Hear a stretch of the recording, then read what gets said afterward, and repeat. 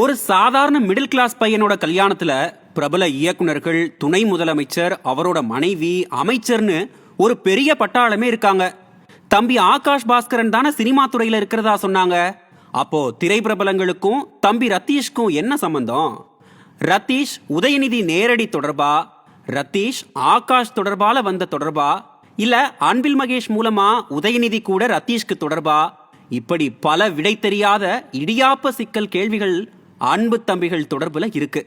எதிர்க்கட்சி தலைவர் கேட்ட மாதிரி, உங்க வீட்டு தம்பி ஆகிறதுக்கு முன்னாடி ரத்தீஷ் யாரு, அவர்கிட்ட என்ன சொத்து இருந்துச்சு, என்ன தொழில் செஞ்சாரு, எவ்வளவு லாபம் பார்த்தாரு, இப்போ ரத்தீஷ் மற்றும் அவரை சார்ந்தோரின் சொத்து மதிப்பு என்ன, எத்தனை கம்பெனிகள் வச்சிருக்காங்க, இதையெல்லாம் நேரடியா பேச ஸ்டாலினும் உதயநிதியும் தயாரா? இதுக்கெல்லாம் உடன்பிறப்புகள் வாய் திறக்க மாட்டாங்களே. அன்பு தம்பிகள் ஆகாஷ் பாஸ்கரன், ரத்தீஷ் ஆடம்பர கல்யாண வீடியோக்கள் பார்த்தாச்சு.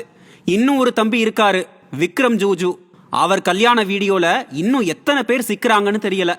என்ன நடந்துட்டு இருக்கு, எத்தனை ஆயிரம் கோடி கொள்ளையடிச்சிருக்காங்க, மக்களை எப்படிலாம் ஏமாத்த பாக்குறாங்கன்னு புரிஞ்சுக்காம முட்டு கொடுக்கிற உடன்பிறப்புகள் கொஞ்சமாவது யோசிச்சு பாருங்க. 300 கோடிக்கு வீடு, நட்சத்திர ஹோட்டல்ல பிரம்மாண்ட வரவேற்பு, இதெல்லாம் யார் பணம்? நம்ம வரி பணம் தானே. இதுல 1% நாம வாழ முடியுமா? யோசிச்சு புரிஞ்சுக்கிட்டா சரி.